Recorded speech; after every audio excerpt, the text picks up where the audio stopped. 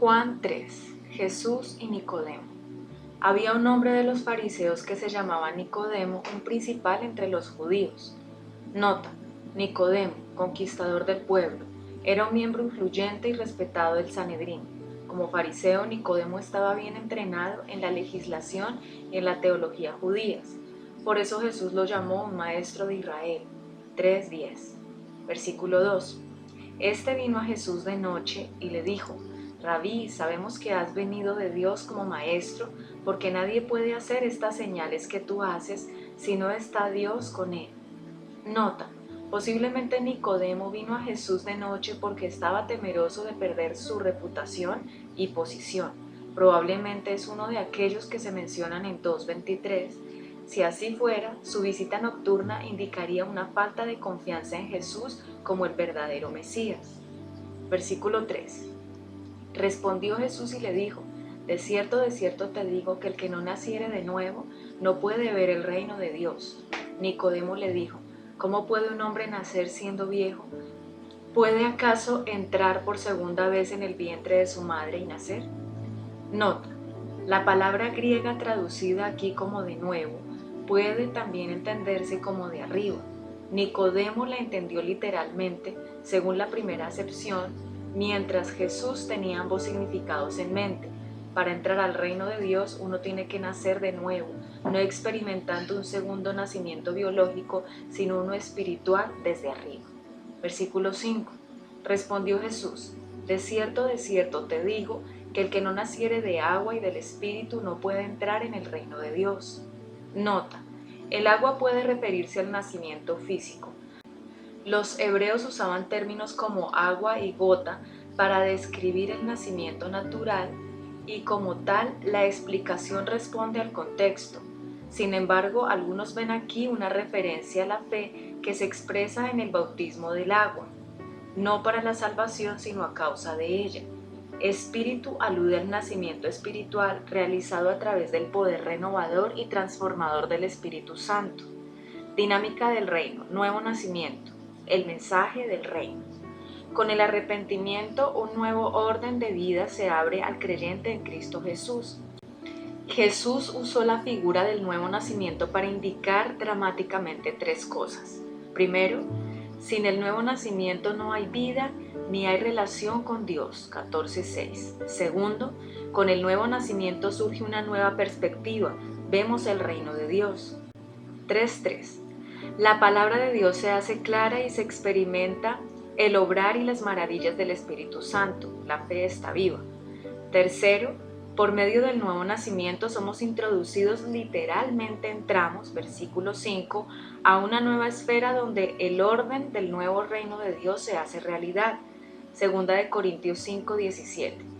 El nuevo nacimiento es más que simplemente ser salvo, es una experiencia recalificadora, la cual nos abre a la dimensión sobrenatural de la vida y nos prepara para entrar en el nuevo orden del reino de Dios. Mateo 3:1, 2, 4:17, Mateo 13:1 al 52. Versículo 6. Lo que es nacido de la carne, carne es, y lo que es nacido del Espíritu, la misma palabra griega significa tanto viento como espíritu, espíritu es. Versículo 7. No te maravilles de que te dije, os es necesario nacer de nuevo. El viento sopla de donde quiere y oyes su sonido, mas ni sabes de dónde viene ni a dónde va. Así es todo aquel que es nacido del Espíritu. Respondió Nicodemo y le dijo: ¿cómo puede hacerse esto? Respondió Jesús y le dijo: ¿eres tú maestro de Israel y no sabes esto? De cierto te digo, que lo que sabemos hablamos y lo que hemos visto testificamos y no recibís nuestro testimonio.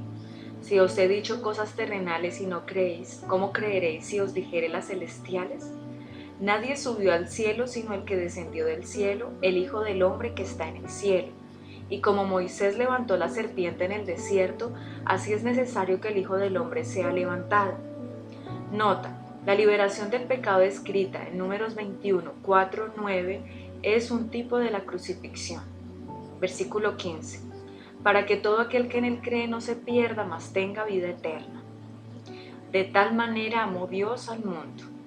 Versículo 16. Porque de tal manera amó Dios al mundo que ha dado a su Hijo unigénito para que todo aquel que en él cree no se pierda, mas tenga vida eterna.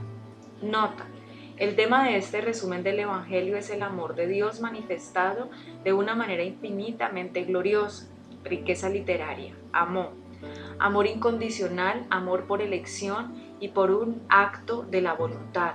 La palabra denota benevolencia inconquistable y buena voluntad invencible. Jamás buscará cosa alguna que no sea el bien más elevado para la humanidad. El verbo y el sustantivo son las palabras para el amor incondicional de Dios. No necesita ni química, ni afinidad, ni emoción. Es una palabra que pertenece exclusivamente a la comunidad cristiana. Es un amor virtualmente desconocido para los escritores fuera del Nuevo Testamento. Dinámica del reino. Dios nos dio primero, es nuestro modelo en el dar y el recibir. Semilla de fe. Se le hace difícil creer que debe esperar recibir algo en reciprocidad por lo que ha dado. Lea de nuevo estos destacados versículos y note las siguientes cosas. Primero, porque de tal manera amó Dios. El amor fue lo que motivó a Dios a dar. Esa debe ser también nuestra motivación. Segundo, Dios que ha dado. El amor de Dios se transformó en un acto de dar. Tercero, a su Hijo unigénito. Dios dio lo mejor que podía dar. Así también nosotros debemos dar lo mejor de lo nuestro. Cuarto, Dios dio por una razón específica, para recuperar al ser humano del poder de Satanás. El deseo más profundo de Dios es restaurar al ser humano para sí. Y a fin de realizar ese propósito dio a su Hijo. ¿Cuál es su necesidad? Su acto de dar, fruto de su más profundo amor y de su más firme fe. Es la clave para que pueda satisfacerla. Quinto, Dios dio sacrificialmente. Nuestra salvación le costó a Jesús su vida. Véase Juan 12:24. A nosotros también nos cuesta completo arrepentimiento y entrega de nuestra vida a Dios. Sexto, el plan de Dios sí funciona. La gente se salva porque Dios dio lo mejor de sí, porque primero dio para luego recibir. El mismo Dios es nuestro modelo en el dar y en el recibir. Santiago 5:15-16, Génesis 8:22. Versículo 17. Porque no envió Dios a su Hijo al mundo para condenar al mundo, sino para que el mundo sea salvo por él. El que en él cree no es condenado, pero el que no cree ya ha sido condenado porque no ha creído en el nombre del unigénito Hijo de Dios. Y esta es la condenación, que la luz vino al mundo y los hombres amaron más las tinieblas que la luz porque sus obras eran malas. Porque todo aquel que hace lo malo aborrece la luz y no viene a la luz para que sus obras no sean reprendidas. Mas el que practica la verdad viene a la luz para que sea manifiesto que sus obras son hechas en Dios. Nota: riqueza literaria, son hechas. Compare energía, trabajar, estar ocupado, realizar alguna cosa, ejercer una labor, producir algo, estar empeñado en, afanarse, funcionar, negociar. Es lo opuesto a ociosidad, pereza o inactividad. El amigo del esposo, versículo 22. Después de esto vino Jesús con sus discípulos a la tierra de Judea y estuvo allí con ellos y bautizaba. Nota: Jesús bautizaba con agua por medio de sus discípulos, véase 4:2. Versículo 23. Juan bautizaba también en Enón, junto a Salim, porque había allí muchas aguas y venían y eran bautizados, porque Juan no había sido aún encarcelado. Entonces hubo discusión entre los discípulos de Juan y los judíos acerca de la purificación, y vinieron a Juan y le dijeron: Rabí, mira que el que estaba contigo al otro lado del Jordán, de quien tú diste testimonio, bautiza, y todos vienen a él. Respondió Juan y dijo: No puede el hombre recibir nada si no le fuere dado del cielo. Vosotros mismos me sois testigos de que dije: Yo no soy el Cristo, sino que soy enviado delante de él. El que tiene la esposa es el esposo, mas el amigo del esposo que estaba a su lado y le oye, se goza grandemente de la voz del esposo. Así pues, mi gozo está cumplido. Nota: el amigo del esposo era posiblemente el mismo Juan el Bautista. Su gran gozo se debía al privilegio de haber sido enviado como precursor a preparar a la gente para el esposo divino. Versículo 30. Es necesario que Él crezca, pero que yo mengüe. El que viene de arriba. Versículo 31. El que de arriba viene es sobre todos, el que es de la tierra es terrenal y cosas terrenales habla. El que viene del cielo es sobre todos. Nota. Juan compara su propia misión con la de Jesús, destacando la supremacía del Mesías. Versículo 32.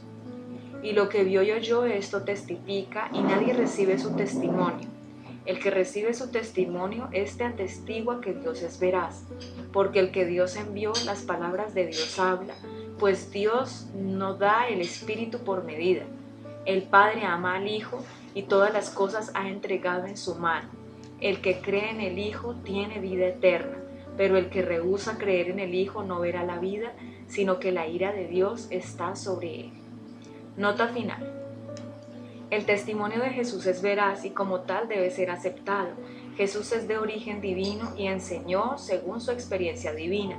Recibió la plenitud del Espíritu sin que le faltara nada y solo Él tiene autoridad universal. No obstante, como la plenitud del Espíritu Santo ha sido otorgada a quien Dios envió, 20:21, podría sugerir que una similar e ilimitada plenitud del Espíritu está a disposición de los discípulos que sean obedientes a Jesús. Fecha. La misma tradición que ubica a Juan en Éfeso sugiere que él escribió su evangelio a fines del siglo I. Ante la ausencia de alguna evidencia sustancial en contra, la mayoría de los especialistas aceptan esta creencia.